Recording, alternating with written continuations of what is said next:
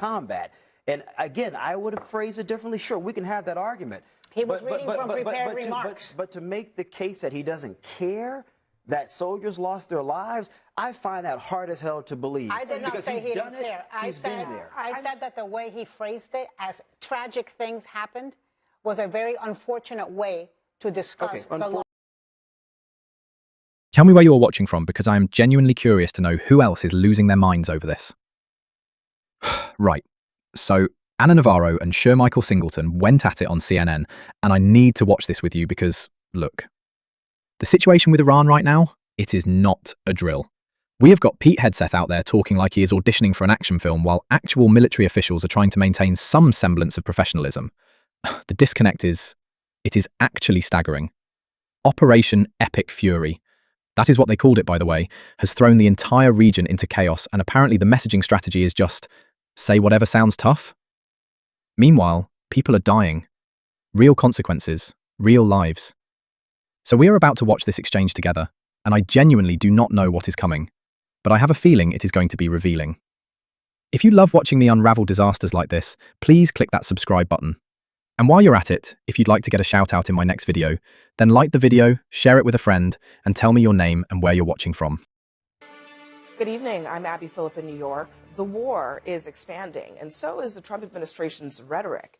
Tonight, as the U.S. escalates its fight against Iran, Defense Secretary Pete Hedseth is setting the tone.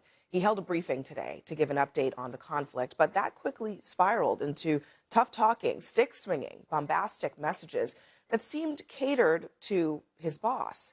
And it was apparent from the start. Here is Hegseth's opening remarks, and compare that to that of his top military officer. I stand before you today with one unmistakable message about Operation Epic Fury. America is winning, decisively, devastatingly, and without mercy. I'm here today to provide the American people and those of you in this room an update on Operation Epic Fury. First, it's with profound sadness and gratitude that I share the names of 4 of our 6 fallen heroes, all from the 103rd Sustainment Command. The contrast is incredibly striking. While his generals sought to memorialize the fallen soldiers, Hegseth saw the tragedy as an opportunity to blast the media. This is what the fake news misses. We've taken control of Iran's airspace and waterways without boots on the ground. We control their fate. But when a few drones get through or tragic things happen, it's front page news. I get it. The press only wants to make the president look bad, but try for once to report the reality. The Pentagon chief's rough rhetoric didn't stop there. They are toast, and they know it. We have only just begun to hunt, dismantle, demoralize, destroy, and defeat their capabilities. We will fly all day, all night, day and night, finding, fixing, and finishing the missiles every minute of every day until we decide it's over. Death and destruction from the sky all day long. We are punching them while they're down. We are accelerating, not decelerating. American strength grows fiercer, smarter, and utterly dominant. They are terrorists. We will find them, and we will kill them. Speak softly and carry a big stick no longer, Brett. First of all, welcome to the show. But what do you make of Pete Hegseth's rhetoric? And I mean, I've seen a lot of generals talk about armed conflict, and they're usually incredibly measured about it because they know the balance of life and death that's happening there. The Secretary of Defense didn't do that. Well, we've had 2 briefings from generals in the last 24 hours. We had Brad Cooper, the CENTCOM commander, I know very well. He put out a statement last night and actually a kind of a briefing to the American people of the military operation. I thought that was very effective. I thought General Kane's briefing today, again, very effective at the military objectives. Obviously, I don't think I would speak the way the Secretary did, but I think looking at what the military commanders are saying about this operation, I actually think is quite instructive. We do have military objectives. They're carrying them out. But again, I think there's always the important of the connection between the civilian leadership and the military command is one of the most important things if you're measuring the ultimate successfulness of a military operation. And what worries me here is you have the military command, I think, being very focused on military operations. And what we're hearing from the civilian leadership, including the president, is kind of, we hear shifting things all the time. And that can be very dangerous. You know, there's history here. You just study history. When President Truman met General MacArthur on Wake Island, they thought they had a meeting of the minds and they actually didn't. And MacArthur went all the way north to the Chinese border, brought the Chinese into the war. We had 30,000 American casualties. A lot of history here.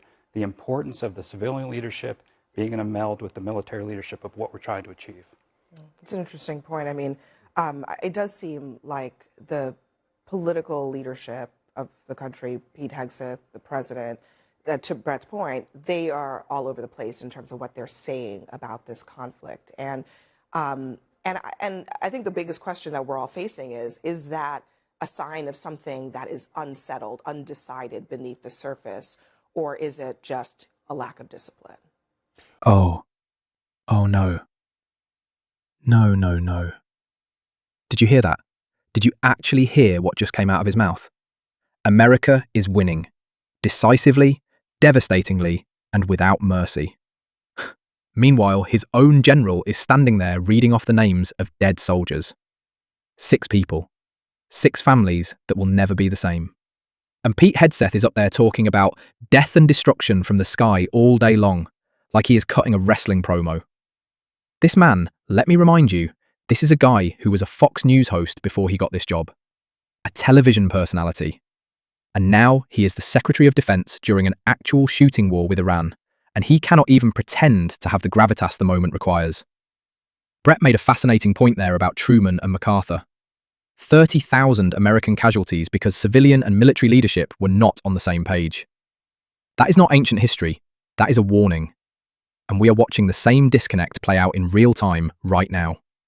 The generals are measured, professional. They understand that words have weight when you are asking people to die for their country. But Hegseth?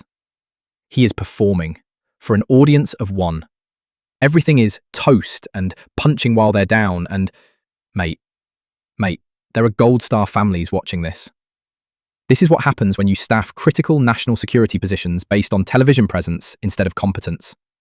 The costume fits, but the man inside it has no idea what the job actually demands.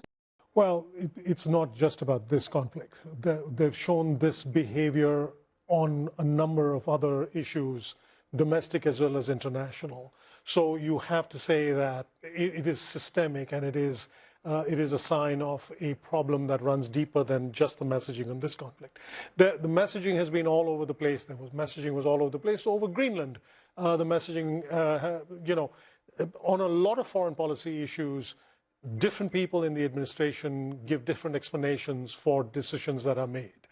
So if you take that into consideration, then it's hard to say, well, they're deliberately doing this in order to keep the enemy guessing. I've heard that explanation used, that this is all part of a sort of deliberate strategy. You don't want the Iranians to know exactly what's coming next, and that's why you offer different messages. That would make sense if there was message discipline in other areas, and this was the one area where they were doing this. Here there's a pattern, and the pattern is very clear. Different parts of the administration simply don't seem to be reading from the same page. And maybe it all comes down to Trump's gut. Let's play what Caroline Levitt said about why the president made the decision to go to war. President Trump does not make these decisions in a vacuum. The president had a feeling, again, based on fact, that Iran was going to strike the United States, was going to strike our assets in the region, and he made a determination to launch Operation Epic Fury based on all of those reasons. I do think, I have to add, Bobby, I think that I do believe there is an element of deliberately trying to obfuscate and trying to, because Trump and the government is aware that adversaries listen to what we say in the U.S. government. They know that they listen very clearly, and that then they view whatever we say as predicting the next move or setting a certain red line. And I think that it doesn't work that well for democracies where we have freedom of the press and where we have a public that deserves to know. At the same time, while I do know that kind of communication works for an adversary, I do think it's important for Americans to understand why the U.S. ever in any, whether it's this war or any war, why the U.S. goes to war, because you need them to understand that you don't want things to divide further. You need them to understand national security threats. You need them to understand the threats posed by a regime. And while you may not want to go out there and say, this is going to be the next move and this is exactly what we're doing next, you see now a cadre of political officials and many people across the nation even having banter that almost comes off as though it's pro-regime sometimes, as though they feel the regime is the victim. And this is a real risk for our national security in general. So I do believe there is a benefit to having mixed communications when it comes to an adversary listening. But as somebody for my own media brand where I like to educate Americans, I do think it's important to communicate to Americans. And here is the thing that really gets me about what we just watched. Caroline Lovett actually said the president had a feeling about Iran. A feeling. We launched Operation Epic Fury based on a feeling. That is not strategy. That is astrology with aircraft carriers. But look, I want to zoom out here because this chaos is not new. This is not some one-off communication breakdown over Iran. Remember Greenland? The administration spent weeks giving completely contradictory statements about whether they were serious about acquiring it. Different officials, different stories, different days. Same pattern we are seeing right now. And I have heard the excuse Caroline tried to float there, that mixed messaging keeps adversaries guessing. Right. Except that only works if you have message discipline everywhere else and strategic ambiguity in one specific area. What we have instead is just confusion, everywhere, all the time, on everything. The Iranians are not sitting there going, oh, they are playing four-dimensional chess. They are watching the same thing we are watching and concluding that nobody is in charge. Our allies are watching, NATO is watching, and they are all asking the same question. Who do we even talk to? Who speaks for America? This is not cleverness, it is incompetence dressed up as strategy. And the cost is not abstract. When your own government cannot communicate a coherent position on why you went to war, when the president had a feeling is your official explanation, you have fundamentally undermined the public trust that democracies require to sustain military action. That is not strength. That is a house built on sand. Caroline Leavitt says that he has a feeling based on fact. Should the American people be privy to what facts underlie that feeling? Sure, you have to make your case, but I also remember during the Obama administration, during Libya, the administration did not feel the need to get permission, if you want to put it that way, from Congress for those strikes. I think they actually put a 32-page document together listing all the legal reasons why the president wasn't mandated by the Constitution for those military airstrikes, and we had hundreds of them, maybe even thousands by some accounts. That said, the way I look at this, for 47 years, Iran has been the #1 state sponsor of terror. The United States of America, we have interest in that part of the world. Number two, China is our greatest adversary. They're only getting stronger. They're putting a lot of money, beefing up their military technology, specifically hypersonics. They import about 13 to 14% of all crude oil from Iran, 1.38 million barrels pumped per day, 80% out of Iran going to China. And so if you want to make the case strategically speaking why this matters, one, we have interest in the region. Two, we want to make sure that China does not usurp the United States of America in terms of global dominance. That, to me, is a very solid argument about why we need to remove the regime. I don't think anybody's debating that. I think the question is whether or not that argument could not have been taken to the American people, because, as you point out, all of those things have been true for a very long time. So there's nothing about this moment, at least that we know of, that would say, okay, it has to be tomorrow, when, in fact, we know that Iran has been a menace for 47 years. And why not go to the American people? It's incredible to me that we are, what, 4, 5 days into this now, and there still hasn't been a formal address to the nation by the President of the United States. Look, I think Donald Trump, and to a certain extent Hegseth as well, I think their psyche changed as a result of Venezuela. They are emboldened. Donald Trump realized he's got the biggest, most powerful armed forces in the world, and he intends to use them whenever he wants and however he wants. He didn't have to get permission for Congress to do the Maduro operation, and so now he thinks he can replicate it elsewhere. Obviously, Iran and Venezuela are two completely different balls of wax. We are two completely different regimes with capacities. Venezuela did not have the capacity, Maduro did not have the capacity to inflict pain and war on America. Iran has much greater capacities. I think, and I'm old enough to remember, and so are we around this table, 2003, when George W. Bush stood in a U.S. aircraft carrier and declared mission accomplished. And it was years of more fighting that ensued, and that was very premature. So him beating his chest and talking about all of this feels like not the right thing at the right time, and his focus should be on the loss of life. Can I just make one point of objection to what Anna just said? You know, in politics, sometimes we make flippant remarks. If we could go back and do it over, we would. Pete Hegseth has served this country honorably, a tour in Afghanistan, a tour in Iraq. I never put on the uniform, but I certainly have a lot of damn respect for the people who do. He led his troops for about a year as a leader. Many of the generals and individuals who gave him a Bronze Star wrote admirably about his leadership position. So I don't think that this is someone who doesn't recognize the importance of war, the toll it takes on families, and that you might indeed pay the ultimate price. And so I think we shouldn't forget that. We may dislike him. You may not like the comment that he made, and we could critique maybe it wasn't the right way to word it. I mean, she was but this is someone who knows war more than anybody at this table that I'm familiar with, and we should keep that in mind.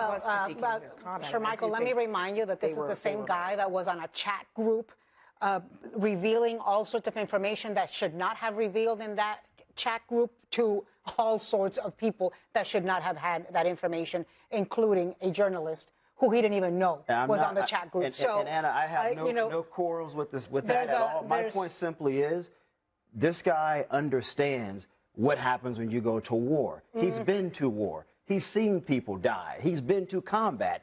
And again, I would have phrased it differently. Sure, we can have that argument. He was reading from prepared remarks. But to make the case that he doesn't care that soldiers lost their lives, I find that hard as hell to believe. I did not say he didn't care. I said that the way he phrased it, as tragic things happened, was a very unfortunate way to discuss the loss I'll of take 6 that. lives. I'll take unfortunate. I don't know that this was a critique of his service. It was actually a critique of what he, in fact, said and how he placed. Right.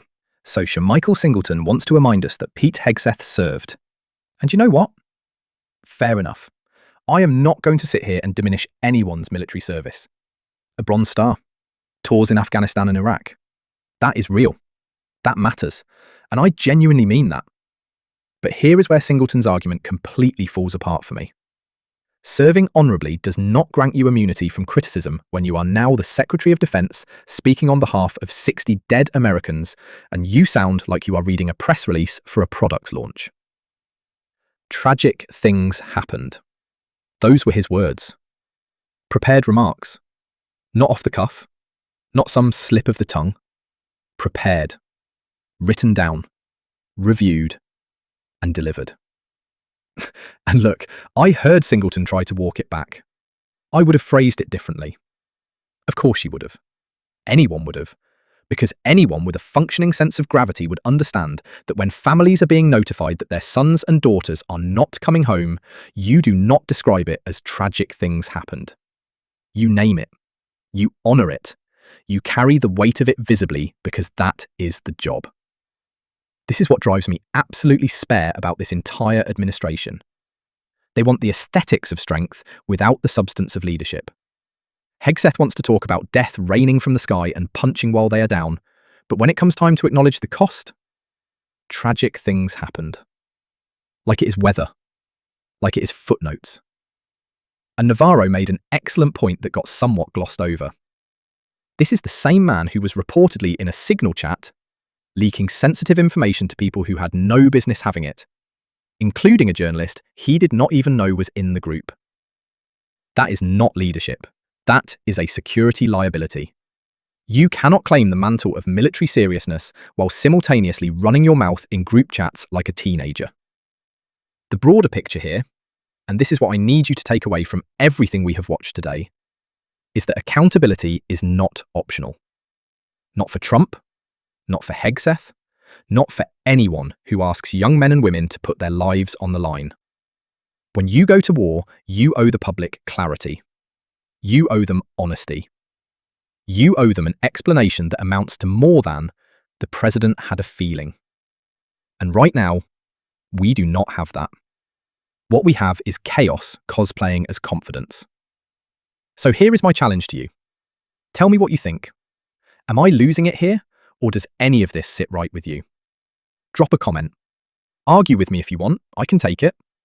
But stay engaged, stay informed, because holding leaders accountable is not a spectator sport. It is a responsibility. And if you want to see more of this, watch what happened when Louis Goodall pressed a Trump ally on these exact kinds of contradictions. She absolutely crumbled under basic questioning. It is genuinely something to witness. Link is on screen right now. Subscribe to the channel and let me know your name and where you are watching from so I can give you a shout out in the next video. And if you would like to support the work we do, please click the join button below to become a channel member.